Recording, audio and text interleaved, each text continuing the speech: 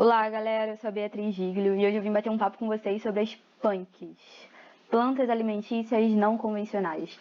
Eu sei que, felizmente, aqui dentro do meio da engenharia agrícola, né, muitos já sabem, já estão familiarizados com esse termo, né, com punk, sabem já o que esse termo representa, né, o que ele implica e sabem, inclusive, reconhecer algumas punks na rua, né. Mas, infelizmente, muitas pessoas hoje em dia ainda não conhecem esse termo, ainda não sabem o que ele representa. E a aula de hoje é justamente levantar essas reflexões, né? O que eu quero é gerar reflexões. Então eu vou iniciar aqui a aula justamente fazendo uma pergunta para vocês, né? Por que existem plantas alimentícias não convencionais, né? Então vamos lá.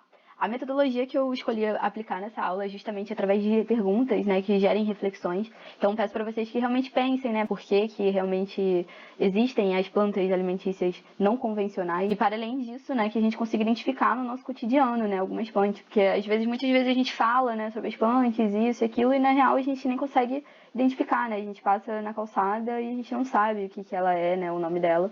Então, a segunda pergunta que eu proponho a vocês, né, além do por que existem nessas tais plantas alimentícias não convencionais, é a pergunta do: as punks são capazes realmente de ajudar a diminuir a fome no mundo, como algumas pessoas prezam? E é justamente um ponto muito teclado, né, sobre as punks.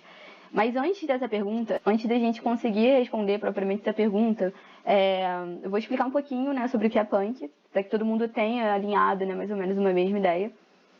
Então, a punk, né, a sigla, significa planta alimentícia não convencional. Então, em outras palavras, o que ela quer dizer, né, que são todas as plantas que a gente poderia consumir, né, por ser alimentícias, mas não consumimos, porque elas não são convencionais. Então, imagina todas as plantas comestíveis que existem, né? Uma pequena parcela delas a gente já conhece, já produzimos, já comemos no nosso dia a dia, já são chamadas de plantas alimentícias convencionais, estão presentes no nosso dia a dia. E as que não conhecemos e não produzimos, ou tipo, consumimos pouco, sabemos o nome delas pouco, a gente chama justamente de não convencionais. Então, o termo alimentícia quer dizer que são plantas que são usadas na alimentação, né? Ou seja, a gente poderia comer como uma verdura, uma hortaliça, uma fruta, uma castanha, cereais, enfim. E até mesmo usar, né, essas plantas como condimentos, como corantes naturais, enfim, que são realmente aplicados às plantas. Então, o termo não convencional significa que não são produzidas ou não são comercializadas em grandes escalas. Ou seja, o cultivo ele pode inclusive cair em esquecimento, imagina. Que são muitas plantas que estão sendo esquecidas e que já não são mais vistas como alimento. Muitas vezes são vistas como um mato mesmo, né, ali esquecido que surgiu naturalmente. Então, voltar a consumir essas plantas, né, é uma forma de evitar o desaparecimento delas no nosso cotidiano, ajudando a valorizar as culturas alimentares nas quais essas plantas eram presentes antigamente. Então, voltando lá a essa pergunta, né, por que as plantas realmente são capazes de ajudar a diminuir a fome do mundo? Então, o primeiro pensamento que a gente pensa é o seguinte, né, quanto mais espécies a gente conhece que a gente pode se alimentar, maior disponibilidade de alimento, certo? Não seria essa a linha de raciocínio? Mas aí entra diversas outras polêmicas, né? O fato de que as punks, muitas vezes, né, não na sua maioria, são plantas pequenas, são plantas que representam uma porcentagem muito pequena e muito menor, né? Às vezes não é ela toda que pode ser comida, né? Enfim. Então, ela muitas vezes representa numa receita um tempero, uma coisa a mais, uma estética, né? Mas, Bia, por que então é tão importante, assim, né, a gente conhecer as punks e sabermos identificar elas no nosso meio, né, onde é que a gente vive? E é justamente essa reflexão que eu quero gerar para vocês, né? Antes da gente tentar responder essa pergunta, né, ou todas essas dúvidas, quero mostrar para vocês algumas informações, algumas características, apresentar algumas delas, falar sobre o valor nutricional delas, e aí depois a gente volta a essa pergunta, combinado? Bom, primeiro vamos analisar, né, o que essa sigla punk significa, né? Convencional. O que é convencional? No dicionário, né, significa um adjetivo relacionado a uma convenção, ou seja, que segue um conjunto de costumes, hábitos e usos. Um comportamento convencional estabelecido pelo uso e pela prática, que é tradicional, que obedece padrões, regras estabelecidas, o que é comum. Ou seja, uma planta não convencional é uma planta que não é nada disso, não é comum, não é usada, não tem hábito, não tem costume, não é identificada e muitas vezes é esquecida, como a gente tinha falado anteriormente. No meio urbano, né, o que a punk representa? No meio urbano, essas plantas estão ligadas a alguns pontos, né? Por exemplo, a gastronomia. Imagina uma flor comestível que é linda, que pode ser nutritiva e está no seu prato, né? Imagina, isso é ótimo. A identificação das plantas no meio urbano, que é muito interessante, ainda mais para nós estudantes, né? Nós que temos o privilégio de conhecer essa categoria de planta, a transmissão do conhecimento, né? Você poder passar na rua e falar, olha, aquilo ali não é só um mato, aquilo ali é comestível. O paisagismo comestível, você às vezes tem uma planta muito linda e também pode ser acolhida, pode ir para o seu prato. Pedagogicamente, né, as punks, elas podem servir como um instrumento pedagógico de educação ambiental. A diversidade alimentar que essas plantas geram, as propriedades nutricionais que elas possuem e o que a gente come, né? A terceira pergunta que eu proponho a vocês, né? O que entra no nosso prato de origem vegetal propriamente dita, né? Excluindo a alimentação de animais. Quais são os legumes que a gente consegue encontrar na seção do mercado? Quais são as hortaliças que a gente colhe, que a gente preza por plantar no nosso jardim? Segundo especialistas sobre o assunto, né, que estão referenciados no final do trabalho, atualmente 90% dos alimentos mundiais vêm de apenas 20 espécies de plantas. Então, existe um número imenso de plantas identificadas com potencial alimentício e nutricional que não são utilizadas. Por quê? Por falta de conhecimento da população, por falta de interesse dessa divulgação, né? E de estar sempre ali fazendo o mesmo, plantando o mesmo e vendendo o mesmo. E aí entra num ponto de que algumas são até conhecidas regionalmente, né? Mas encontradas facilmente em uma determinada região, mas em outras não, né? Você nem ouve falar e muitas vezes nem conhece. Vamos a essa definição das punks, né? Que são todas as plantas que poderíamos consumir, mas não consumimos. Dentro dessa ideia da definição de punk, tudo que ela representa, tudo que eu falei até agora, e da consciência, né? Da necessidade de disponibilidade de alimentos no mundo, né? Que nos carece muito cada vez mais. Convido vocês a algumas reflexões, né? Pra gente realmente parar e pensar. Primeira de todas, você saberia citar o nome de 5 punks diferentes? Infelizmente eu não vou poder ouvir a resposta, né? Mas eu convido vocês a realmente pensar e tentar refletir, assim. Pô, falo tanto de funk na faculdade, me falam isso, me falam aquilo, mas eu realmente sei o nome de 5 punks. Você sabe dessas 5 punks que você conhecer, né? Você conhece o benefício nutricional que ela pode te oferecer? Você saberia, por exemplo, se estiver com falta de determinado nutriente, você saberia qual punk recorrer? Qual punk você poderia encontrar facilmente? Porque muitas delas são muito fáceis, né, de serem plantadas. Você sabe o sabor que ela possui? Você sabe como ela pode ser consumida? Se ela pode ser consumida crua ou cozida? Qual a parte que ela pode ser usada? Ela pode ser usada o caule, a raiz dela pode ser usada? A folha dela é venenosa? Como é que é? Em qual receita você vai aplicar essa punk? E aí algumas reflexões de tipo, às vezes a gente conhece, né, a teoria, a ideia que um termo carrega, mas a gente não busca muito ao fundo como conhecer. Então agora eu pensei que seria legal a gente ver de pertinho algumas dessas punks para poder exemplificar também um pouco do que a gente fala, né, sobre punk. E aí o enfoque que eu vou dar aqui é justamente a propriedade nutricional dessa planta e o uso culinário que você pode usar ela. A primeira de todas é a queridinha capuchinha. Capuchinha. Ela é muito queridinha pela beleza que ela tem, né? E ela dá uma flor colorida que é linda, e ambas podem ser comidas. Então, a capuchinha ela é rica em vitamina C, antocianinas, carotenoides e flavonoides. As flores são coloridas e são ótimas para decoração comestível, né? E assim como as folhas, elas podem ser usadas cruas em saladas, né, ou salteadas, e usadas em massas e pastéis. Seu sabor é extremamente picante, similar a uma rúcula e um agrião, que é bem forte presente. E é uma planta de cultivo simples, ela dá muito tranquilamente. A nossa segunda punk querida, que muito encontrada no meio urbano, são justamente a folha da batata doce. Mas, Bia, batata doce não é muito comum, consigo ver batata doce todo dia lá no mercado, muito fácil achar batata doce. Sim, a batata doce ela é muito consumida. Mas você já viu vendendo, por exemplo, folha de batata doce no mercado? Não, né?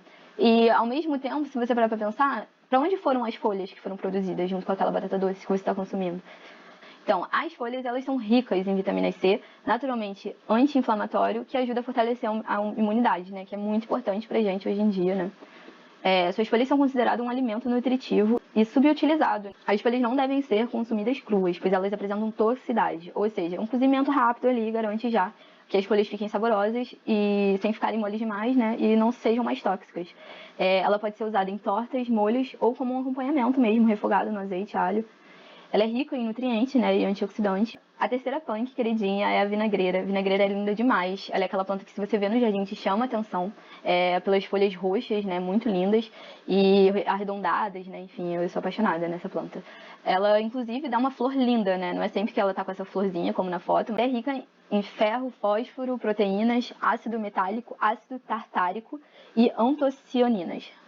A ela as propriedades diurética, digestiva, antioxidante, antisséptica, laxante, tônica e sedativa. Olha isso, cara, muitas propriedades. A vinagreira pode ter uso a partir das suas folhas, flores, caules, e podem ser servidos tanto crus, né, como cozidos também. Ou seja, ela não apresenta toxicidade quando ela está crua. De hibisco, os frutos desidratados são utilizados na forma de chá, ou às vezes também nosso famoso drink, né, gin tônica, ali fica ótimo. As suas folhas podem ser utilizadas em saladas ou em pratos salgados. Também é uma planta interessante para sucos e geleias, né, até pela própria cor dela, né, que dá uma cor incrível em todo alimento que você vai botar ela. Existem vários tipos, incluindo as flores amareladas e as folhas roxas. A quarta punk que eu escolhi mostrar aqui pra vocês é o chamado peixinho. Normalmente fala peixinho de horta, né, para não confundir com um peixe real. E ele é bem conhecido, né, aposto que vocês já ouviram falar dele, já viram ele. Inclusive porque ele chama muita atenção por essas folhas, gente. Olha essas folhas, coisa mais linda. Elas são extremamente texturadas, né, tem aquele pelinho que é muito lindo. Beleza, né, além dessa planta poder ser utilizada como ornamental por si só, né, ela apresenta quantidades expressivas dos minerais, potássio, cálcio e ferro, além de ser uma excelente fonte de fibra alimentar, que corresponde a 13% do seu teor na matéria seca. Essa folha peludinha ela é consumida empanada ou frita, com um peixe, como um peixe, né, por isso esse nome. Então ela é servida como um petisco, né, muitas vezes você faz uma massa ali bem temperada, com bastante saborzinho. Das suas folhas suculentas e nutritivas, pode fazer lasanha, massa e até risoto. O cultivo do peixinho, especificamente, é um pouquinho mais difícil, porque ele exige um solo fértil e sol pleno. Porque, justamente por ter muito esse pelinho, ele pode acontecer de melar, né? De ficar com muita água ali grudada de ficar com muita umidade ali na sua folha. E a quinta escolhida é a taioba, maravilhosa, assim. A taioba, ela é uma planta que, por muitos lugares, não é considerada punk, justamente porque a taioba é muito difundida, né? Dependendo de onde você é, né, de onde você mora, você até deve estar se perguntando, ué, mas taioba é punk? Porque em alguns lugares ela realmente é bem convencional, sim, é usada, é vendida no mercado. Eu moro no centro do Rio de Janeiro e aqui algumas vezes eu consigo ainda encontrar a taioba no mercado, mas bem raro, né?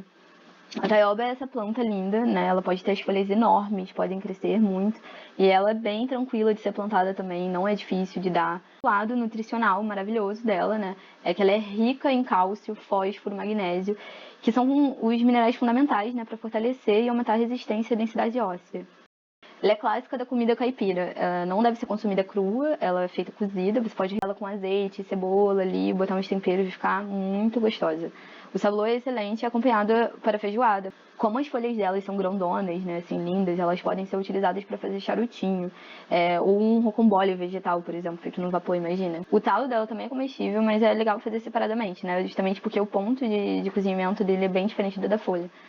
E a taioba, ela é uma planta tradicional da culinária porto-riquenha e da culinária indiana. Nossa sexta punk maravilhosa é o Ora pronobis. O Ora pronobis também é bem conhecido, né, até por esse nome excêntrico que ele tem, né, que ele leva. O Ora pronobis ele é bem conhecido também no mundo dos vegetarianos por ser rico em proteína vegetal, com aminoácidos essenciais que são inclusive semelhantes a das proteínas animais, né? Então é um ótimo substituto para quem está nessa dieta vegetariana ou vegana. Os frutos dele são ricos em carotenoides e, imaturos, são fonte de vitamina C. Ele é neutro e suculento, é querido pelo alto teor de proteína e de fibra.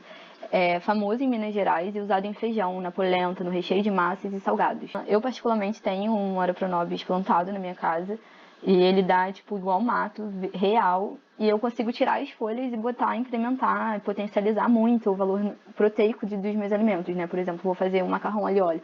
Vou lá e refogo o Ora pronobis com o alho, fica uma delícia. Além disso, ele também pode ser utilizado como corante verde para massas. A dica do Ora pronobis para não soltar uma baba é que é só você não picar ele, só você jogar ele inteiro e que aí ele vai murchar e vai ficar ótimo. Vale ressaltar que há várias espécies de Ora pronobis, então tem uma diferençazinha do tipo de folha, mas todos possuem um fruto comestível que pode ser usado inclusive para suco, geleia, mousse e licor. E a última punk que eu vim mostrar para vocês é o almeirão roxo. Ele é bem conhecido também, ainda mais na região serrana, assim, região mais friazinha. E ele dá igual um mato, literalmente, assim. Ele por alguns são considerados pragas, né? Mas um termo muito errôneo. Porque é um alimento. A aparência dele parece um pouco uma chicória, né? Um alface, enfim. Fonte de vitamina A, C e do complexo B. Além de ser uma boa fonte de fósforo e ferro. Quando ele fica mais velho, assim, né? Ele começa a dar umas florzinhas. E essa inflorescência também é comestível, como o brócolis. As folhas, elas são coloridas, né, meio roxas e verdes e amargas. São ricas em antioxidantes e de sabor suave. Então ela pode ser utilizada, né, nas receitas, assim como a escarola. Pode ser usado em salgados, pizzas, tortas e pães. O legal de fazer é você juntar as folhas, né, cortar picadinho bem fininho, igual a couve, e refogar com azeite e alho, né, que é a chave de tudo, né, da paz mundial. A planta ela é típica da roça, né, rústica. Ela é muito pouco exigente no seu cultivo, né? Como eu falei, ela dá muito facilmente. Eu, por exemplo, moro em apartamento e eu trouxe um pouco, né, eu trouxe um pouquinho para ver se vingava num vaso e eu tive que comer ela toda porque ela estava crescendo muito. Então, agora saindo um pouco, né, dessa parte de identificação, né, apresentei aqui para vocês 6 diferentes punks, falei um pouco sobre elas, o valor nutricional e como a gente pode usar elas nas receitas, o sabor delas mais ou menos. E essas que eu comentei são plantas que é fácil identificar e ver aqui no Rio de Janeiro. Além desse lado alimentício, né, que eu falei, e justamente por possuir, na maioria das vezes, um alto valor nutricional, muitas dessas punks, elas podem ser utilizadas também como medicinais, pelas suas propriedades que muitas vezes ajudam a prevenir e combater algumas doenças, né. E aí, para além desses dois usos, existe um uso ritualístico. E aí também linkado, né? Justamente por muitas das plantas ser de uso medicinal, elas também são utilizadas em rituais, né? Pode ser ritualísticas, são plantas utilizadas em práticas religiosas. E muitas vezes utilizam as plantas também. Voltando ao nosso meio de reflexão, né? Agora, depois de um monte de informação que eu passei para vocês, algumas perguntas, né, que podem surgir, que são comuns. Primeiro, essas plantas, elas são apenas matos? São plantas que normalmente nascem sozinhas, assim, no mato? Aqui no meio urbano, muitas dessas plantas, né, dessas plantas, são de fato espontâneas, porque não se tem interesse em plantar elas, né, e elas nascem sem que ninguém precise plantá-las, né. Muitas vezes os passarinhos, né, nos ajudam nessa tarefa. Porém, existem algumas plantas que também não são cultivadas, não são plantadas espontaneamente, mas que são pouco usuais, né, como verduras asiáticas, hortaliças africanas, legumes europeus, algumas coisas nesse sentido que são plantadas, não são espontâneas. Toda punk é nativa? E aí, o que você acha? Então, esse termo, ele só se refere ao uso alimentar, ou seja, uma punk ela pode ser nativa ou trazida de outros países, pode ser espontânea ou cultivada. Então, uma planta não precisa ser nativa para ser chamada de punk, isso é bem importante. Eu posso colher as punks em qualquer lugar? E aí, o que vocês acham? Eu vejo uma punk na rua, eu vou pegar e vou comer, vou botar no meu prato, na minha salada, vai ser ótimo. Não, né, gente? Não é bem assim, né? Em geral, assim, calçadas e ruas e ambientes poluídos, contaminados, geralmente não se indica, né, pegar para se alimentar, porque são ambientes poluídos ou contaminados, né? Pode ser que não, mas pode ser que sim, né? Então é recomendado você adquirir essas verduras em hortas urbanas, feiras orgânicas ou até mesmo plantar na sua casa, num vasinho bonitinho. A colheita feita na rua, ela deve se refletir um consumo esporádico e existe uma boa higienização. Existem as hortas urbanas, né, que são muito importantes e uma ideia muito legal, mas que rola ali uma manutenção, né? Rola um monitoramento e uma noção do que foi passado ali, muitas vezes é cercada. Algumas curiosidades dessas plantas maravilhosas. É uma punk para quem? O termo punk, ele depende, né, de com quem você está dialogando, se é uma planta ou não convencional para essa pessoa. Plantas amazônicas, por exemplo, elas não vão ser convencional para um paulista, para um carioca. Da mesma forma que uma planta convencional para um morador de São Paulo não é convencional para um morador de Manaus. Um exemplo disso é o Oropronovis, né, que eu até comentei, que é bastante famoso na região mineira e aqui no Rio existem pessoas que não conhecem. Com o tempo, né, conforme seu uso for divulgado, ela vai passar a ser reconhecida pela população local, vai começar a ser produzida, comercializada, e aí com o tempo rola um processo que ela pode, inclusive, deixar de ser punk em um determinado local, imagina. Muito legal, né? E ela vai ser considerada convencional, rotineira, acessível, fará parte do dia a dia alimentar dessa população. Segunda curiosidade maravilhosa dessas plantas maravilhosas, o bicho adaptável, ou seja, essas plantas são muito adaptáveis. Hortaliças e legumes convencionais, como couve, cenoura, batata, enfim, eles possuem alguns cuidados muito semelhantes em relação ao seu cultivo.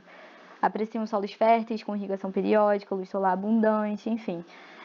Mas muitas punks, contudo, requerem necessidades diferentes, ou seja, podendo ocupar espaços onde há pouca iluminação, cujo solo é seco demais para uma outra cultura convencional, por exemplo. Então, as punks, quando elas são cultivadas por agricultores, elas ajudam a aproveitar as áreas que antes eram improdutivas, por exemplo. Por possuírem exigências sazonais distintas. Elas trazem uma oferta maior de alimento ao longo do ano. Ao optar por espécies mais resistentes, essa oferta é menos afetada por excesso de chuva ou por ondas de calor e frio, por exemplo. Ou seja, essa planta ainda pode trazer uma renda extra para um agricultor. Terceira curiosidade, as partes alimentícias não convencionais. O que vocês imaginam quando eu falo isso? Eu já, inclusive, também dei spoiler ao longo da aula sobre isso, mas que, às vezes, uma parte é convencional, é muito utilizada, e a outra não. Qual foi o exemplo que eu falei nessa aula sobre? Foi justamente a folha da batata doce, né? Que a batata doce é muito utilizada, já a folha não. Isso muitas vezes gera um consumo não consciente, né? Porque muitas vezes essa parte convencional você vai ser utilizada, vai ser comercializada, e a outra parte que também foi produzida, né, junto, né, produziu uma, produziu outra, vai ser jogada fora. Outro exemplo disso são os brotos da abóbora, que também são comestíveis, e as flores que são jogadas fora, que também são comestíveis. O coração da bananeira, a banana verde, a jaca verde, castanha de jaca. Então, você vir com esse conhecimento, né, então você ampliar esse conhecimento de que você pode consumir também essa outra parte é muito legal, para evitar esse desperdício. E a quarta curiosidade dessas plantas é que, além dessas coisas maravilhosas, elas ainda conseguem ser indicadoras de qualidade do solo. As punks, elas indicam como anda o ambiente onde elas aparecem, né? Muitas vezes, por serem espontâneas, elas estão ali falando alguma coisa para você. Se há muitas plantas da mesma espécie ali nascendo juntas num só local, isso pode indicar algum desequilíbrio, né? Ele vai estar te passando alguma informação ali. Aqui eu selecionei um catálogo de alguns exemplos do que a espécie sinaliza para você. Exemplo que existe muito, que é a urtiga. Ela está muito presente, mas muitas pessoas não conseguem identificar ela, por ser bem genérica, né? Ela sinaliza o excesso de nitrogênio e deficiência de cobre no solo. Então, se tiver muita ortiga ali surgindo, né, numa determinada área, ela pode significar esse desequilíbrio no solo. Outro exemplo que é comum também é a beldroega, que sinaliza justamente um solo fértil. Ela não prejudica as lavouras e ainda protege o solo. Enfim, para finalizar essa aula, eu venho trazer de novo a mesma reflexão que eu trouxe lá no início da aula. As punks são capazes de ajudar a diminuir a fome no mundo? E aí, o que você acha? Você ainda tem o mesmo pensamento sobre as punks que você tinha lá no início da aula? Você ainda está olhando as punks da mesma forma? Depois de todos esses benefícios e curiosidades e valores nutricionais que eu apresentei aqui para você? Então, essa é uma pergunta muito, muito difícil, né, de responder.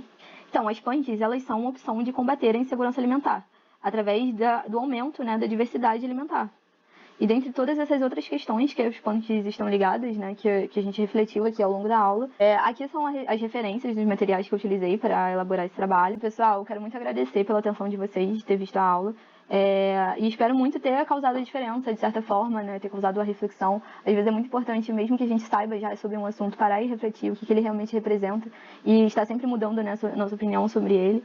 E que com esses exemplos, pelo menos esses 6 exemplos, né, que eu dei, a gente consiga identificar, né, passar ali e falar, aquilo ali é uma vinagreira, ela representa muita coisa pra gente. E é isso, galera, um abraço.